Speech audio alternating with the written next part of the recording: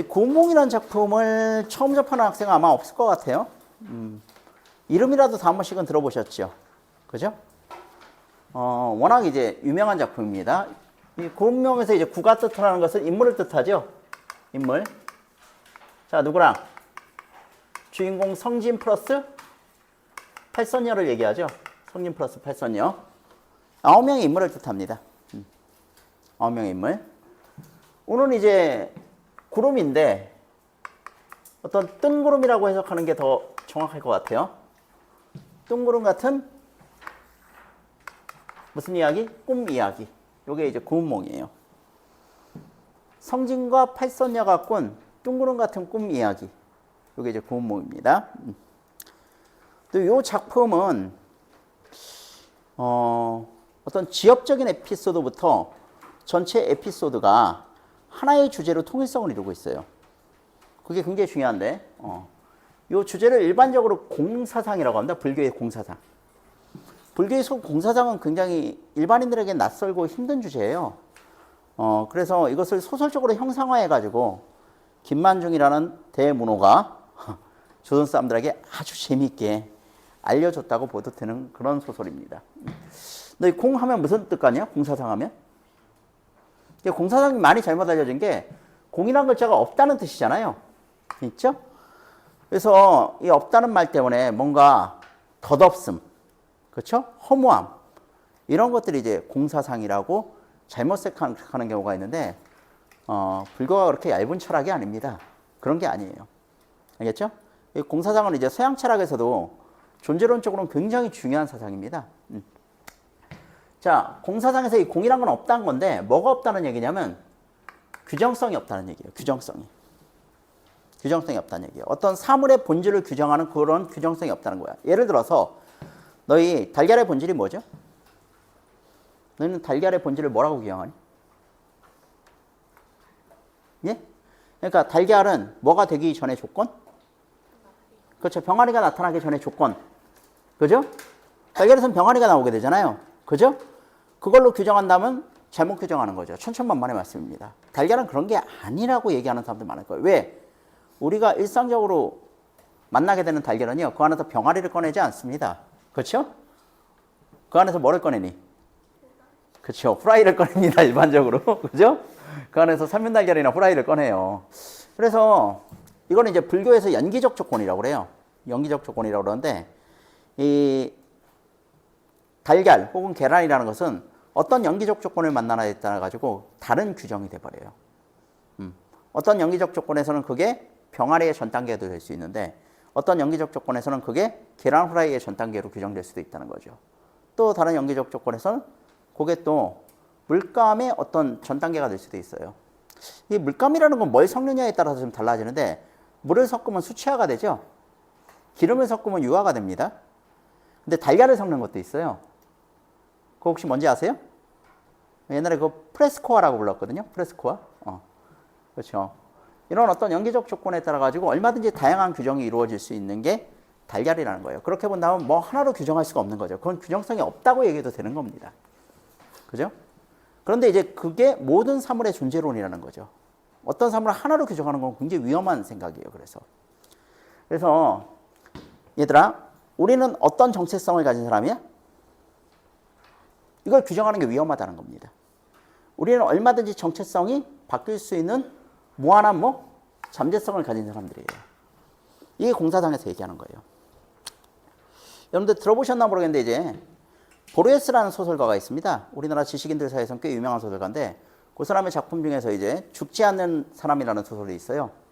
죽지 않는 사람의 주제가 뭐냐면 불사의 삶이라는 것은 죽어야 불사의 삶이 된다. 이게 이제 죽지 않는 사람의 핵심입니다. 이게 뭐냐면 죽지 않는 사람이란 건 삶을 유지하는 게 불사가 아니에요. 거기 주인공은 어떻게 되냐면 어떨 때는 학자로서 천일야를 수도 없이 베껴요. 몇 년 동안. 그리고 어떤 삶에서는 또 지하 감옥에 갇혀가지고 죄수로서의 삶을 삽니다. 또 어떤 때는 또 첨성학을 연구하는 그런 학자로서의 삶을 살아요. 그러니까 계속 이 사람의 정체성이 뭐야? 바뀌어요. 그러면 이전의 삶은 어떻게 되는 거야? 죽은 거죠. 이전의 삶에서 죽이고 새로운 삶을 사는 거예요. 이게 불사의 삶이라는 거거든요. 삶을 유지시키는 게 불사가 아니라, 그죠? 이전의 삶을 죽이고 새로운 삶을 살아나가는 게 이제 불사라는 거죠. 그죠? 이런 규정성을 없애버리고 무한한 잠재성을 획득하는 거. 이게 이제 불사의 삶이라는 겁니다. 그래서 불교에서 공이라는 것은 이런 걸 얘기하는 거예요. 무슨 얘기인지 아시겠죠? 자, 이런 게 이제 이 작품의 주제에서 어떻게 형상화되어 있나 이걸 한번 보자고.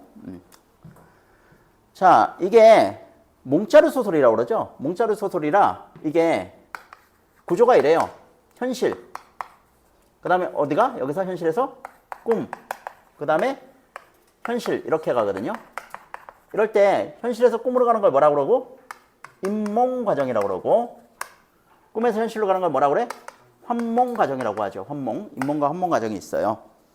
그래서 먼저 이제 요 단계입니다. 꿈으로 들어가기 전 단계예요. 꿈으로 들어가기 전 단계는 얘가 이름이 성진이에요. 성진. 수도자입니다. 어디에 살냐면 남학형산 연화봉이라는 데 살아요. 자, 얘가 지금 스승의 심부름으로 용궁에 갔다 오다가 팔선녀와 만나서 희롱했어요. 그 다음에 이런 생각을 하는 겁니다. 남자로 태어나서 임금을 섬기고 백성을 달래며 눈에는 아리따운 미색을 희롱하고 귀에는 좋은 풍류 소리를 들으며 영화를 장대에 자랑하고 공명을 후세에 전하면 그것이야말로 진실로 대장부에 이를 텐데 슬프다. 슬프다. 우리 불가는 다만 한 바리떼의 밭과 한 잔의 정화수요 수상권의 경문과 108염주를 따르며 그 도가 허무하고 그 덕이 사라져 없어지니 가령 도통한들 여기 한번 불꽃 속에 흩어지면 네 한낱 성진이 세상에 났던 줄 알리오. 이런 생각을 합니다. 지금 이런 생각을 해요. 그래 놓고 자기 스스로 이제 반성을 합니다. 불법 공부는 마음을 정하는 것이 제일인데 이 사사로운 마음, 위의 마음이죠. 이 사사로운 마음이 이렇듯 일어나니 어찌 앞길을 바라겠는가 하고 즉시 염주를 굴리며 염불을 하는데 갑자기 창밖에서 동자가 급히 말합니다. 이 부분이 중요하거든요. 즉시 염주를 굴리며 염불을 하는데 뒤에 나오는데 여기서 바로 어떻게 되냐면 인몽 과정으로 들어갑니다. 여기서 바로. 사실 여기서부터 꿈이에요. 사실. 여기만 보면 그런 것 같지 않죠. 그죠? 자, 그랬다가 얘가 스승한테 불려가요. 스승한테 불려가가지고 어떤 얘기를 듣냐면 네 마음이 크게 변하여 산중에 있어도 공부를 이루지 못할 것이니 상치 말고 가거라. 연화봉을 다시 생각하다면 찰날이 있을 것이다 하면서 속세로 지금 쫓아내는 겁니다. 속세로 쫓아내요. 그래가지고 얘는 성진에서 지금 뭐가 되냐면 성진에서 양소유가 됩니다. 성진에서 양소유가. 이 성진이라는 이름은 사실 이제 뜻을 가지고 있어요. 성진할 때 진이 뭐죠? 진? 이게 진리예요. 진리를 이룬 자의 이름이 성진입니다. 근데 얘가 성진에서 뭐가 된다고? 예? 양소유가 되거든요. 양소유. 양소유란 말은 소가 적을 소자예요. 잠깐. 유자가 놀 유자입니다. 놀다 이런 뜻이죠. 인간 세상에 살면 짧잖아요. 어떻게 보면 잠시 소풍 갔다 가는 것 같죠. 그죠? 잠깐 놀다는 뜻이에요. 됐니? 그래서 이 정체성을 가지고 있다가 이 정체성으로 자기의 본질이 바뀌게 되는 거죠. 그렇죠? 자, 그러면 여기서 우리는 이렇게 생각할 수가 있어요. 어떤 게 진짜 삶이고 어떤 게 가짜 삶이야? 예? 요게 진짜 삶이고 이게 진리니까. 요거는 이제 이걸 깨닫기 위한 어떤 가짜 삶. 이렇게 생각할 수 있죠. 아니라는 겁니다. 그럼 공사상을 잘못 이해하고 있는 거예요. 여기 대사를 한번 잘 볼 필요가 있거든요. 자, 이제 인간 세상에서의 일이 끝났어요. 인간 세상에서 일이 끝나고 양소연은 부귀영화를 이룰 대로 이뤘어요. 이룰 대로 이룬 다음에 얘가 인생의 허무함을 느껴. 이제는 유한한 삶을 어떻게 해보고 싶다 이런 생각을 가져요. 그래서 팔선녀들에게 자 이제 너희를 떠나가지고 나는 불도를 구할 거야 하면서 이별을 구합니다. 욕심도 많죠. 부귀영화 이뤘으면 됐지 뭐 또 종교적인 획득까지 그지? 근데 그때 이제 육관대사가 나타나요. 육관대사가 성진의 스승이거든요. 성진의 스승. 모든 걸 볼 수 있다고 그래서 이름이 육관이에요. 육관. 이 사람은 전생, 현생, 내생을 다 볼 수 있는 사람이야. 자, 이 사람이 이제 와가지고 얘기를 합니다. 말을 마치 못하여 노순과 두 부인의 육랑자는 간대가 없었다. 승상이 크게 놀라 자세히 보니 누대궁궐은 간대가 없고 몸은 홀로 작은 암자 가운데 앉아 있었다. 요게 뭐니? 요게 헌몽이죠. 꿈에서 꾼 게요. 아까 분명히 얘들아 마음이 자꾸 다른 데로 일어나니까 얘가 어떻게 했어? 마음을 진정하고 이래서는 안 되지 하고 지금 방석에 앉아가지고 수도를 하고 있는데 사형 계십니까? 하고 불렀잖아. 밖에서 동자가. 그렇죠? 근데 그 이전으로 돌아온 거예요. 지금 앉아있는 상태로. 앉아있는 상태로 돌아왔어. 손으로 머리를 만지는 새로 깎은 흔적이 송송하고 백팔염두가 목에 걸려있으니 다시는 대승상의 위 모습은 없고 볼가 연하도장 성진 소화상이었다. 완전히 돌아온 거죠. 자, 그 다음에 이제 자기가 이런 얘기를 합니다. 이제야 깨달았습니다. 성진이 함부로 굴어 도심이 바르지 못하니 마땅히 괴로운 세계에 있어 길이 앙화를 받을 것을 사부께서 한 꿈을 불러일으켜 성진의 마음을 깨닫게 하시니 사부의 은덕은 천만번이라도 갚지 못하겠습니다. 성진이 어떻게 얘기한 거야? 지금 꿈으로써 나를 깨우쳐줬다고 얘기를 한 거예요. 그랬더니 대사가 뭐라고 하냐면 이 대사가 굉장히 중요해요. 네가 흥을 뛰어갔다 흥이 닿아 왔으니까 내가 무슨 간섭이 있었겠냐. 이런 얘기를 합니다. 무슨 얘기냐면 네가 여기로 간 거는 내가 보낸 게 아니라는 거예요. 네 마음이 여기를 욕망해서 가게 됐다는 거야. 아까 분명히 들어가기 전에 뭐라고 그랬냐면 네 마음이 크게 변하여 선중이 있어도 공부를 이루지 못할 것이다. 상시 말가라. 이렇게 했어요. 그리고 언제 돌아올 수 있다고 그랬어? 네가 연화목을 다시 찾을 생각을 한다면 그러니까 마음이 이렇게 시키면 다시 돌아온다고 그랬어요. 그죠? 그러니까 이게 내가 보낸 게 결정타가 아니라 네가 가고 싶어서 갔던 게 결정타였고 온 것도 네가 오고 싶어서 왔다는 얘기입니다. 이 얘기가. 그죠? 내가 깨닫게 한 게 아니다. 네 마음이 그렇게 만들었다는 얘기고 두 번째로 또 네가 세상과 꿈을 다르게 아니 네 꿈을 오히려 깨지 못하였다다. 이 얘기를 합니다. 지금 이게 결정타인데 세상과 뭐라고 그랬어요? 꿈을 다르다예요. 그러니까 뭐야? 성진과 양소연은 다른 사람이야. 라고 얘기하니까 네가 아직도 깨달음을 얻지 못했구나. 이런 얘기를 합니다. 그러면 깨달음을 얻었다면 어떻게 얘기해야 돼? 성진과 양소연은 다른 사람이 아니에요. 같은 사람이에요. 이렇게 얘기해야 된다는 거죠. 그렇죠. 이게 공사상이에요. 이게 공사상. 그러니까 얘들아, 얘가 진짜야, 얘가 진짜야? 둘 다 진짜예요. 둘 다 진짜라니까요. 그죠? 성진도 진짜고 양소연도 진짜예요. 둘 다 진짜예요. 그죠? 이게 무한한 잠재성이죠. 뭐 하나로 규정되면 안 되는 거예요. 그죠? 그래서 이 작품은 이제 정체성이 혼동이 오는 인물들이 굉장히 많이 나옵니다. 얘만 그런 게 아니에요. 얘는 성진이자 동시에 양소유잖아. 얘만 그런 게 아니라 다른 인물들도 그런 인물들이 굉장히 많이 나와요. 그래서 이거 프랙탈 구조라고 그러죠. 이 구조가 삼각형 구조가 여러 개가 모여가지고 삼각형을 이루는 거. 그죠?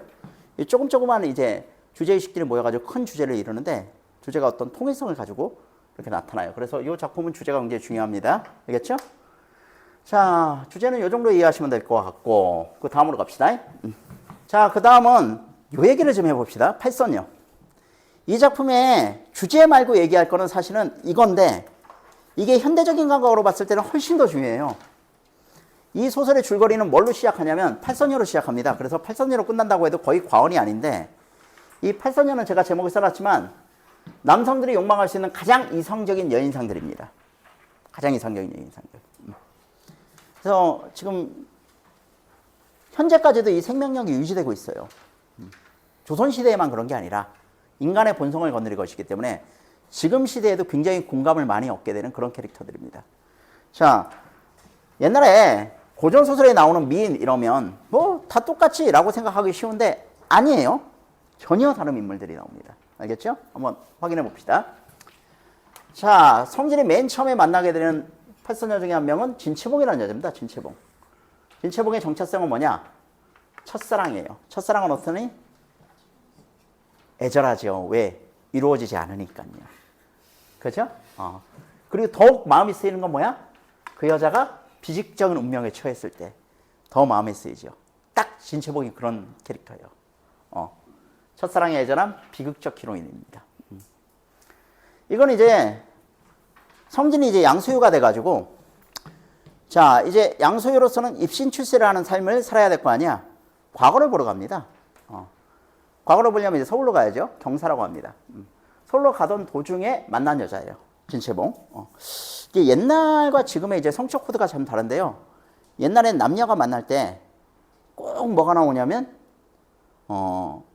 버들나무가 나옵니다. 버들나무. 버들나무가 나오면 꼭 남녀의 연분이 나와요. 그래도 이제 버들나무 가지가 이렇게 추렁추렁한 데 가가지고 얘가 실을 읊은 거죠. 딱 실을 읊었는데 그 소리를 듣고 웬 여자가 나오는데 그 여자가 진채봉이었던 거예요. 둘이 눈이 딱 마주쳤어요. 잠시 정적. 그때 갑자기 아가씨 밥 다 됐습니다. 종이 얘기하는 거죠. 정적 깨짐. 지금 둘이 한눈에 반한 거예요. 여자는 부끄러워서 들어가고 남자는 이제 그 자리에 멍하니 서 있다가 이제 길을 다시 떠났습니다. 근데 이 진채봉이 생각해 보니까 이런 남자는 첫눈에 자기가 반한 남자는 다시는 못 만날 것 같은 거야. 그래가지고 시녀를 불러가지고 얘기해요. 너 아까 그 도련님 있지? 지금 따라가면 어디 가면 만날 수 있을 것이다. 그 도련님의 곁에 이 편지를 전해다오. 아가씨 이 편지의 내용은 그래 내가 도련님과 함께하지 않은 편지야. 아니 아버님 허락도 안 받으시고 괜찮아. 이 기회를 놓치면 나는 평생 후회할 거야. 그러니까 아버지 허락은 차후에 받으면 돼. 이래가지고 시녀가 편지를 가져가요. 이것만 봐도 어떠니? 굉장히 적극적인 여인상인 걸 알 수 있죠. 그렇죠? 자, 진채봉은 아주 뛰어난 미모와 문제를 갖춘 여성으로 양소에게 한눈에 반하면서 먼저 다가가 구애하여 자신의 평생을 걸고 그와 혼인하기를 원하는 적극성을 보이는 인물입니다. 자, 진채봉은 양소의 자연인을 꿈꾸고 개방적이고 진취적인 모습을 보여주는 인물로 양소에게 먼저 청혼하여 혼인 약속을 합니다. 이것은 진채봉은 사랑이나 결혼 상대를 스스로 선택하고 진행하는 진취적인 여성이라는 겁니다. 진채봉은 전쟁으로 인한 갑작스러운 신분하락으로 이게 비극적 희론이라는 거죠. 양소유 있잖아. 그 편지 받고 좋았을까 나빴을까? 엄청 좋았죠. 이게 꿈이냐 생신이냐 얘도 반했다니까. 그죠? 그래가지고 당장 찾아가려고 그랬더니 시비가 말려요. 아무리 그래도 체면이 있지 지금 찾아가시는 건 정말 아닙니다. 오늘은 밤이 늦었으니까 주무시고 내일 찾아가시죠. 양소유 잠이 안 오죠. 그죠? 빨리 내일 하고 있는데 갑자기 밖에 화강이 충천합니다. 전쟁이 일어난 거예요. 전쟁이. 그러니까 어떻게 해야 돼? 예? 피난 가야죠. 그죠? 방공으로 대피했어요. 방공으로 대피해가지고 거기서 또 아버지 친구 만나가지고 무슨 음악 배우고 그래요. 좀 황당해. 어쨌거나 그것 때문에 전쟁 때문에 진채봉과 헤어지게 돼요. 그리고 진채봉은 아버지가 원래 진어사라고 높은 관직에 있었던 사람이에요. 지금으로 얘기하면 장관 정도 되는 사람인데 이 사람이 반란의 혐의를 받아가지고 처결됩니다. 죽어요. 그래서 얘는 이제 신분이 하락해요. 신분이 하락해. 그래가지고 궁녀로서의 삶을 살게 됩니다. 이후에. 워낙 예쁘니까 처음에는 이제 천자, 황제가 취하려고 그래요. 워낙 예쁘니까. 근데 황태우가 야 이 새끼야. 네가 걔 아버지 죽이고 걔 취하는 게 말이 되냐 이 새끼야? 그냥 네 누이 동생 몸종으로 줘. 그래가지고 황제한테 이제 누이 동생이 있거든요. 난양공주라고. 걔 몸종으로서 이제 삶을 살아가요. 그렇게 신분 하락을 합니다. 그래서 고난을 겪지만 좌절하지 않고 자신의 삶을 진취적으로 이끌어가며 스스로에게 적극적인 자세로 자신의 선택에 대한 책임과 신뢰를 가지고 해결해 나가려고 스스로 노력하며 양소유를 향한 지고지순한 마음을 가진 그런 인물이에요. 한 번도 양소유를 잊지 않습니다. 결국 나중에 궁에서 만나게 되겠죠. 그죠? 자, 진채봉은 그런 인물입니다. 첫사랑에 애절한 비극적인 히로인. 자, 양소유는 그래서 진채봉과 이루어지지 못한 채 과거도 보지 못하고 고향으로 돌아왔어요. 그럼 이듬해 다시 시험 보러 가야 될 거 아니야. 그죠? 예, 시험 보러 가는 길을 떠납니다. 그때 이제 누굴 만나느냐? 개서머리라는 여자를 만나요. 개서머는 어떤 여자냐? 기녀예요, 기녀. 기녀입니다. 순종적이고 개방적인 지조 있는 예술인. 뭔가 좀 느낌 오십니까? 개서머는 양소유가 과거를 보기 위해서 서울로 가던 중 만난 기생이었어요.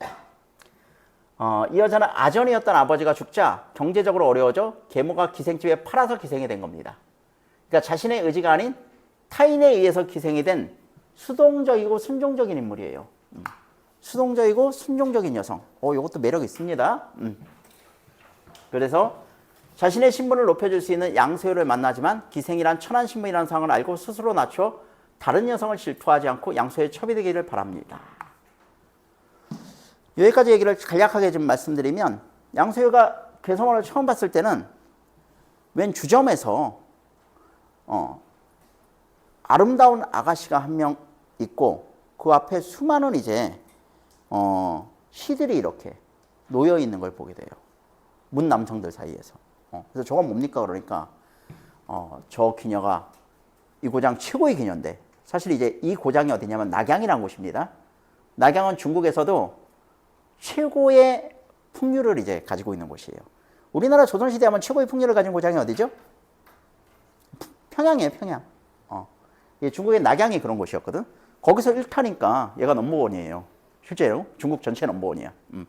그런데 목소리가 얼마나 낭낭한지 사람들이 자기 시를 한번 읽어주면 그렇게 좋을 것 같다고 자기 시를 지금 앞에다 딱 펼쳐놓은 거야. 그러니까 양소유가 그럼 나도 빠질 수 없지 하고 자기가 시를 적어가지고 그 개서말 앞에 갖다 놔요. 그때 개서말과 얼굴이 마주칩니다. 개서말이 그때 양소유를 본 거죠. 양소유의 특징 한 번 보면 다 반해요. 무조건. 특히 팔선녀는 예외 없어. 개서말. 그때부터 이제 시가 중요한 게 아니죠. 시를 뭐하러 읽어? 얼굴 봤는데, 그죠? 양소유한테 살짝 닿아가지고 어디에 자기 집이 있으니까 거기 가서 기다리라고 그래요. 그리고 그 자리를 얼른 파하고 양소유한테 갑니다. 그래서 양소유와 가연을 맺게 되는 거죠. 가연을 맺는데 여자가 뭐라고 얘기하냐면 자기는 낙양의 최고 기녀예요. 남쪽에 있는. 근데 자기의 절친이 있다는 거야. 절친. 북쪽에 최고 기녀가 있어. 걔가 누구냐면 좀 이따 나오는데 적경홍이라는 인물입니다. 얘랑 자기랑은 한 남자를 모시기로 결정했대. 그래서 자기가 양소유를 모시면 걔도 양소유를 모셔야 되는 거래. 그리고 또 결정타를 얘기하는데 자기는 아무리 그래도 천한 기생의 신분이기 때문에 당신의 부인이 될 수 없다는 거야. 첩이 되면 모를까. 당신이 만약에 부인을 얻었다면 경사에서 정경패라는 여자가 그렇게 이름이 높던데 그 여자를 취하면 좋겠다는 얘기를 해요. 뭐, 이상하죠? 그죠? 원래 여자가 이렇게 인연을 맺으면 나 말고 딴 여자 쳐다보면 죽어 이래야 되잖아. 그죠? 그게 아니라 딴 여자를 벌써 2명이나 소개시켜줍니다. 그죠? 양소유는 하여간 뭐 좋죠, 뭐. 그죠? 그러니까 양소유와 헤어진 이후에 기생의 신분이면 절개를 지키기 위해 잔치에 응하지 않고 오랜 시간을 양소유를 기다리며 인내합니다. 아주 지구지순한 여성이에요. 양소유한테 이걸 약속하거든요. 자기는 이제부터 당신의 여자니까 앞으로 기생으로서의 삶을 끝나겠다. 그래서 지금부터 나를 찾는 남자들이 너무 많으니까 숨어 살겠다 이런 얘기를 합니다. 그래서 나중에 실제로 양소유가 여기를 가거든요. 이 동네를 가지고 개성원을 찾는데 양소유도 못 참아요. 숨어가지고 애가 양소유도 못 찾아. 자, 본인의 선택이 아닌 타인에 의해 기생이 되는 순종적인 여성이지만 좌절하지 않고 자신의 신념으로 정숙한 마음을 지켜나가는 신중하고 아주 어른스러운 여성입니다. 이게 개서멀. 얘가 남쪽 최고의 기녀라면 북쪽 최고의 기녀가 누구라고? 적경용. 얘가 북쪽 최고의 기녀예요. 얘와는 전혀 다른 정반대의 매력을 가진 여자예요. 얘가 순종적이잖아. 얘는 적극적이에요. 진취적입니다. 그리고 아주 얘가 여성적인 매력을 가졌다면 얘는 보이시한 매력을 가진 여자야. 딱 느낌 오시죠? 느낌 오지 남자애들, 그지? 느낌 오지 딱, 그지? 자, 아니 요 기생이 되는 선택부터가 달라요. 얘는 자기 의지가 아닌데 타인의 의지로 기생이 됐잖아. 얘는 아니에요. 얘는 자기 의지로 기생이 되네요. 조금 읽어볼게요. 적경은 양소유가 사시로 갔다가 돌아오는 길에 만난 기생으로 개서말과 달리 스스로 선택하여 기생이 된 만큼 적극적이고 포부가 큰 여성이에요. 내 비록 여자로 태어났지만 문 남성들의 풍류를 내가 다 알아보리라 이런 풍류를 가지고 기생이 된 여자입니다. 대단한 여자죠. 뛰어난 활솜씨, 활달한 성격, 본인의 뜻을 이루기 위해서 양소와의 만남에서 남장을 할 정도로 적극적이며 큰 뜻을 가진 인물로 표현됩니다. 여성이 남장을 한다는 것은 여성이라는 제약을 없애고 그만큼 본인의 능력을 인정받고 발휘하려는 것으로 보여요. 양소유가 삼국이 반란 비슷한 걸 일으켜요. 그래가지고 제가 절도사로 임명돼가지고 그 삼국을 제압하러 갑니다. 두 개 나라는 뭐 말 한마디로 제압했고 마지막 나라는 이 새끼들이 반응이 없어가지고 직접 찾아가요. 찾아가는데 그 나라에 있었던 애거든 얘가. 거기서 양소유를 보고 한눈에 반해. 얘가 한눈에 반해가지고 거기 왕의 천리마를 훔쳐 타고 양소유를 쫓아갑니다. 그래가지고 남장을 하고 양소유를 만나요. 양소유는 딱 보기에 대단한 미소년인 거야. 이름이 뭐니? 그러니까 성은 적시오. 이름은 생이라고 합니다. 오, 적생. 그러면서 그때부터 직위의 사이가 돼요. 서로를 알아주는 사이. 그러면서 이성으로서 만난 게 아니라 친구로서 이렇게 만나게 되는 거죠. 근데 딱 도착했는데, 낙양에 도착했는데 개소머리 와 있는 거야. 개소머리는 얘를 알아볼까 못 알아볼까? 당연히 알아보죠. 개소머리랑 막 이렇게 손잡고 꿍짝짝 하는 거야. 그러니까 소문이 어떻게 났냐면, 개소머리가 차 갈아탔다고, 양소위에서 이 미소년으로 갈아탔다고 소문이 난 거야. 그러니까 사람들이 이렇게 소문이 난대요. 그러니까 양소위가 그럴 리 없다. 그리고 아니 그런 소문이 났으면 오히려 적생이 상처받았을 텐데 얘 괜찮나 가봐라. 아니나 다를까 사라진 거야. 아, 아까운 인재를 잊었구나. 얘 사라졌으니까 어떡하지 하고 오히려 적생 걱정을 해요. 그리고 개소머리랑 하룻밤 잤는데 일어나 보니까 뒷모습이 좀 이상한 거야. 너 누구니? 그러니까 개소머리 아니었던 거죠. 개소머리 아니라 누구야? 적경옹이었던 겁니다. 그렇게 해가지고 이제 또 만남을 가지게 돼요. 자, 이처럼 적경옹은 능동적인 여성으로 기생이라는 신분에 자신의 한계 짓지 않고 스스로 운명을 개척하며 적극적으로 나서는 인물로 과감하고 호탕한 성격을 지녔습니다. 미소년 같은 남성적인 모습을 지녔을 뿐만 아니라 아름다운 미모를 가진 기생으로 남장을 해도 그 아름다움을 숨길 수 없는 그런 여성이에요. 같은 기생이지만 정반대죠. 그죠? 남쪽 기생, 북쪽 기생이 정반대입니다. 여긴 여성적인 매력으로 철철 넘친다면 여기는 남성적인 매력으로 철철 넘치는 그런 여인입니다. 그러니까 남자들이 상상할 수 있는 최고의 이성적인 여자들은 다 나온다고 보시면 돼요. 자, 그 다음 봅시다. 정경패. 자존심 강한 대범함의 츤드레 아가씨입니다. 츤드레 아가씨. 츤드레의 뜻을 모르시는 분 없으시죠? 그죠? 정경패 하면 딱 아가씨예요. 어떤 아가씨? 도도한 아가씨. 아주 도도함이에요. 도도함이 최고의 특징입니다. 이 아가씨는. 자존심 짱이에요. 아주 그냥. 그래서 이 정경패, 진 히로인이죠. 양소연의 첫 번째 부인이 되는 여자입니다. 아까 사실 개서머리 소개시켜줬던 여자잖아. 개서머리. 경사에 가면 정경패라는 여자가 가장 이름이 높으니까 이 사람이 부인이 됐으면 좋겠습니다. 라고 얘기를 한 거야. 그래가지고 가가지고 자기 친척한테 이제 물어봐. 그런 여자가 있냐 그러니까 그 여자가 넘버원인데 근데 너는 지금 아무것도 없잖아. 일단 과거에 급제부터 하고 그 다음에 청문회. 그러니까 과거 급제? 그럼 아무 때나 할 수 있는 거잖아. 그게 중요한 게 아니야. 빨리 만나게. 아, 이 새끼 성격 급해가지고. 알았어. 만나는 유일한 방법은 뭐냐면 그 여자가 음악을 좋아한다고 그러니까 네가 여장을 하고 악기 가지고 가가지고 그 여자한테 음악을 하자고 그래. 너 근데 악기는 다룰 줄 알아? 그러니까 지난번에 전쟁 갔을 때 지하도에 피신했다 아버지 친구한테 배웠어. 그게 복선이에요. 그래가지고 그 배웠으면 잘하는 거야. 그러니까 잘해. 그래가지고 이제 가가지고 음악을 해요. 실제로 같이 합니다. 같이 해가지고 정경패가 처음에는 되게 좋아해요. 아, 이런 미모가 뛰어난 여성이 얘도 좀 생기긴 했거든. 양소에도 이렇게 미모가 뛰어난 여성이 음악까지 잘하다니. 근데 쿵짝쿵짝 하다가 보니까 점점 이상한 거야. 노래를 부르는데 이 새끼가 여자를 유혹하는 노래를 부르는 거야. 그때 얘가 눈치를 깐 거지. 이 새끼 남자구나 하고. 그래가지고 굉장히 기분 나빠요. 그 자리를 파합니다. 조금 읽어볼게요. 양소의 첫째 부인이며 높은 가문의 여식으로 재능과 영모, 성격까지 완벽한 여인입니다. 양소희가 유일하게 고혼을 하기 위해서 적극적으로 노력한 여인이에요. 다른 여자들은 뭐 자석과 진압천의 관계처럼 쫙 해서 달라붙거든. 근데 얘만 이제 도도하니까, 그죠? 양소희가 막 달려드는 여자입니다. 미모와 재능뿐만 아니라 정서까지 갖춘 여성이에요. 양소희와 정경패는 집안에서 혼사가 결정됩니다. 자, 그러니까 양소희가 장원급제한 거죠. 장원급제하니까 얘 아버지가 또 양소희를 사기감으로 점치은 거야. 쟤는 우리 사기감으로. 근데 양소희도 이제 청혼하고 그러니까 하하하. 정경패 가가지고 아빠 사실은 이런 일이 있어가지고 꼬발라요. 근데 최고의 장인어른입니다. 사내가 그런 폭력까지 플러스 점수. 이 아빠도 진짜 웃긴 사람이야 보면. 최고의 장인어른이에요. 얘는 끝까지 이게 마음에 걸리는 거야. 그래 집안에서 혼사를 결정했으니까 나 하긴 하겠어. 근데 네가 몰래 여장을 하고 나를 만나? 나 이건 기분 나빠. 나 마음속으로는 거절할 거야. 이런 생각을 해요. 그리고 아주 소신 있는 모습을 보이기도 합니다. 혼인은 정해진 이름으로 허락을 하지만 얘한테 뭐라 그럴까? 친남매 같은, 친자매죠. 남매래. 친자매 같은 이제 시녀가 있어요. 걔 이름이 가춘은입니다. 가춘은인데, 얘가 이제, 딱 보니까 얘도 성진한테 뿅 간 거야. 팔선녀와 성진의 관계는 이게 쫙 한 번 보면 반하는 관계라니까요.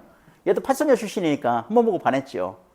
그래가지고 아빠한테 얘기를 해요. 아빠한테 아빠 나 시집 갈 때 얘도 데려가면 안 돼? 그러니까 얘도? 그럼 얘는 첩으로?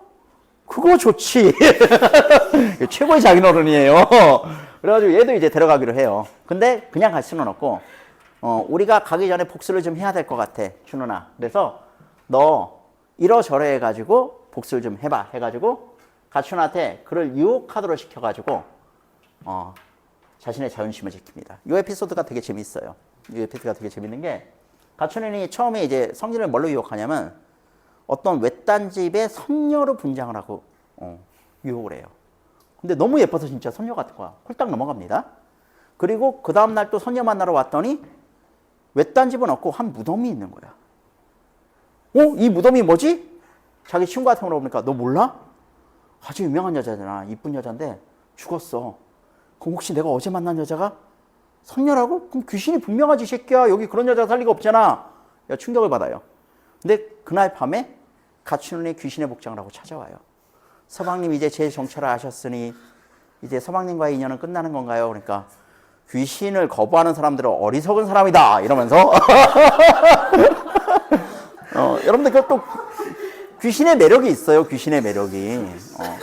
여러분들 세대는 모르겠지만 우리 세대는 이제 천녀요원이라고 그래가지고 왕지원이라는 중국 배우가 있었거든요. 그 중국 배우가 이제 했었던 그 천녀요원이라는 주연했었던 천녀요원이라는 영화가 있었는데 우리 세대 애들한테는 영원한 히로인입니다.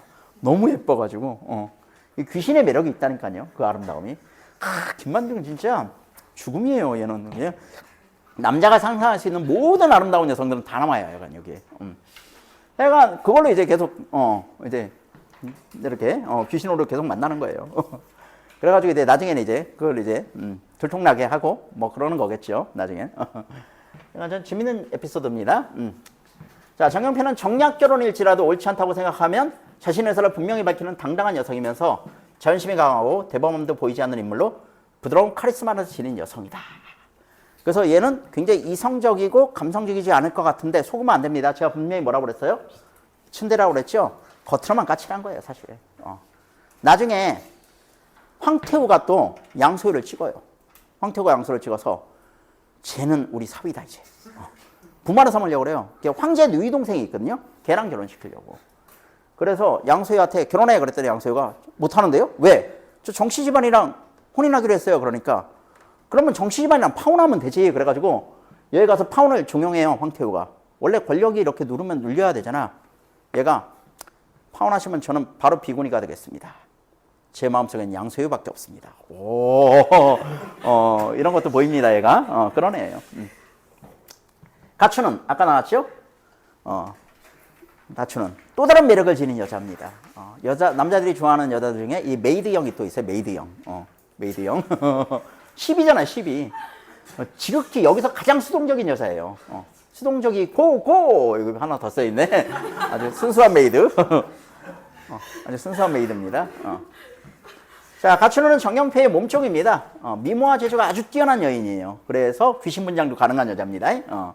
하지만 노비 신분이잖아요. 그래서 항상 누군가에 의해서 행동하고 결정하는 가장 수동적인 인물입니다.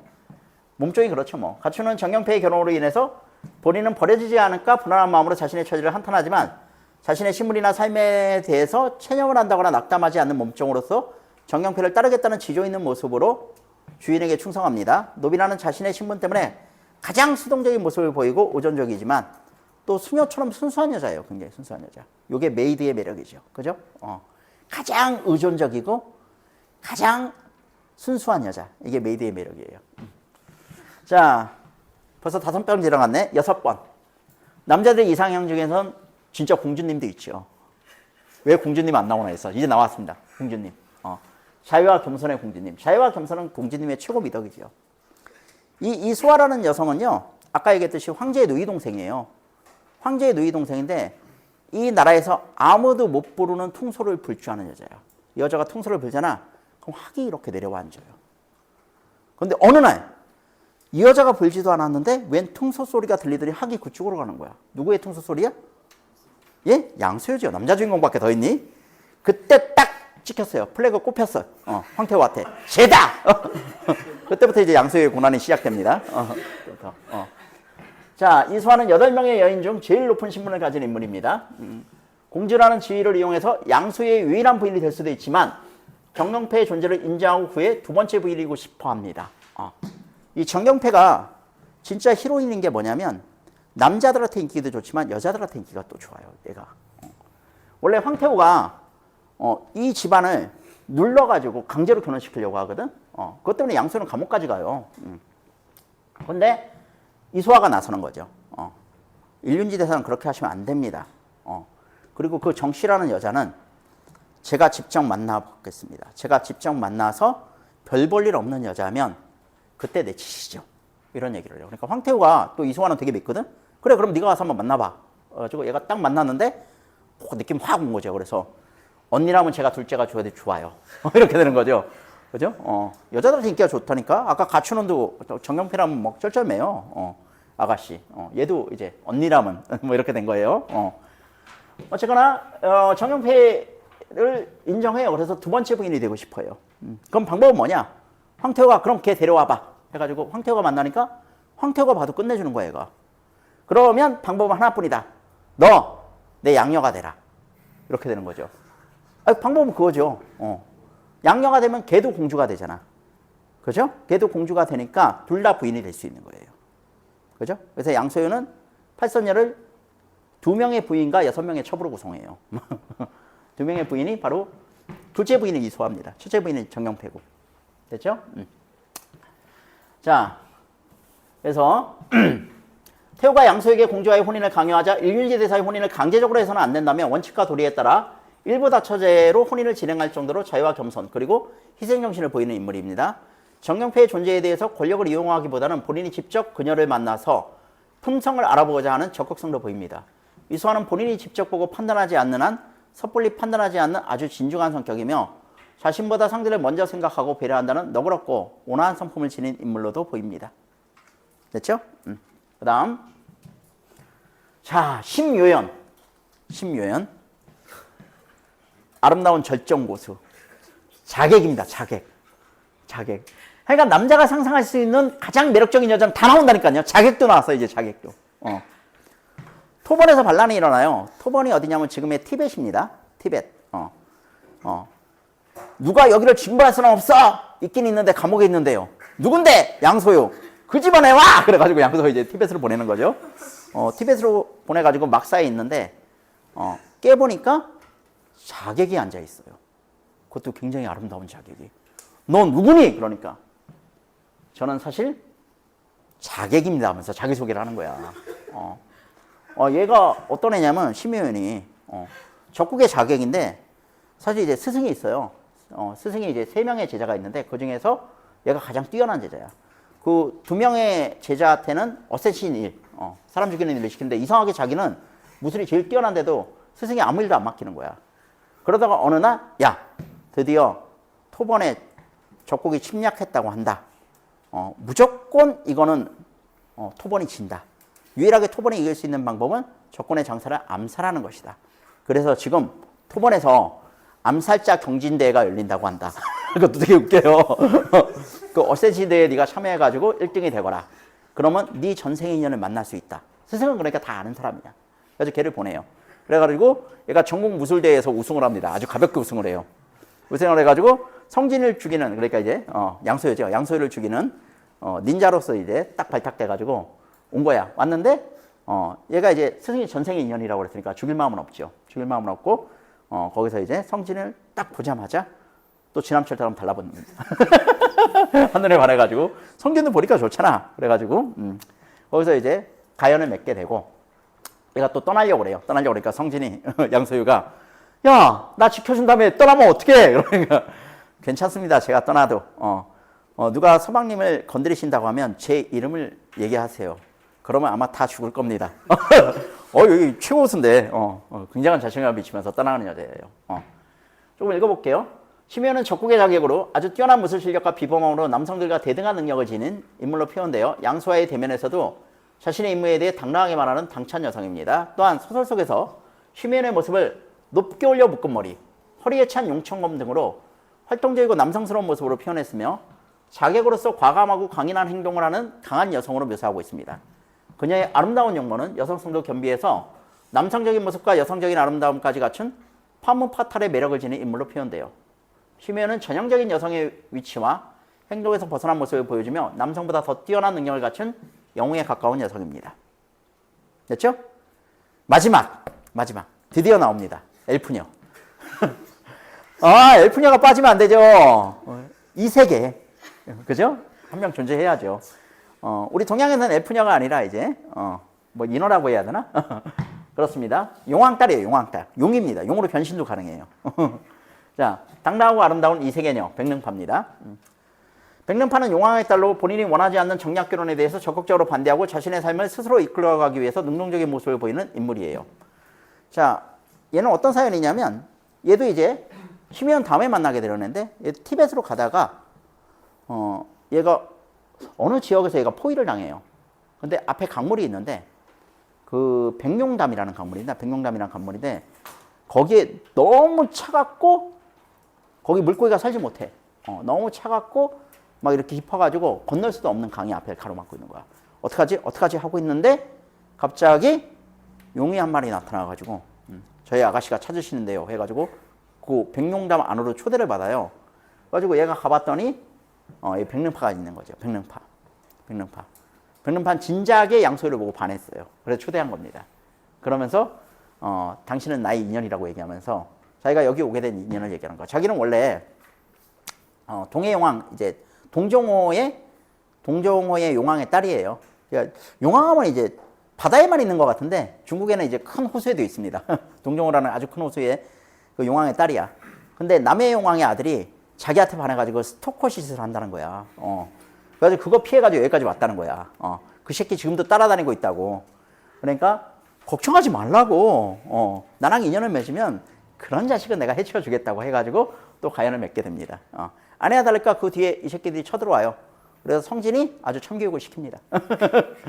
자, 백능파는 용왕의 딸로 본인이 원하지 않는 정략 결혼에 대해서 그래서 적극적으로 반대하고 자신의 삶을 스스로 이끌어가기 위해 능동적으로 보이는 모습의 인물이라는 게 그런 얘기입니다. 스토커 싫어 이런 거죠. 백능파는 인간이 아닌 비현실적인 존재로서 신비한 재주로 위험에 처한 양소역에 도움을 주기도 합니다. 아까 그 백룡담 있잖아요. 그죠? 원래대로 이제 바꿔놓죠. 원래대로 바꿔놔서 거기를 건널 수 있게 해줍니다. 인간이는 자신의 존재와 위치를 알고 인정하며 부인이 아닌 첩으로 들어가는 겸손함을 보이기도 하는 인물이에요. 자기도 공주인데. 자기도 공주잖아요. 용왕 딸이니까. 그죠? 근데 이 세계녀라는 한계란 걸 스스로 인정하고 첩으로 들어갑니다. 맨 나중에 나와요. 백능파는 아름다운 인어의 모습으로 신비롭고 환상적인 존재로 본인의 신념에 따른 행동에 대해서 책임감과 자율성을 지닌 당당한 여성으로 그렇게 나옵니다. 됐죠?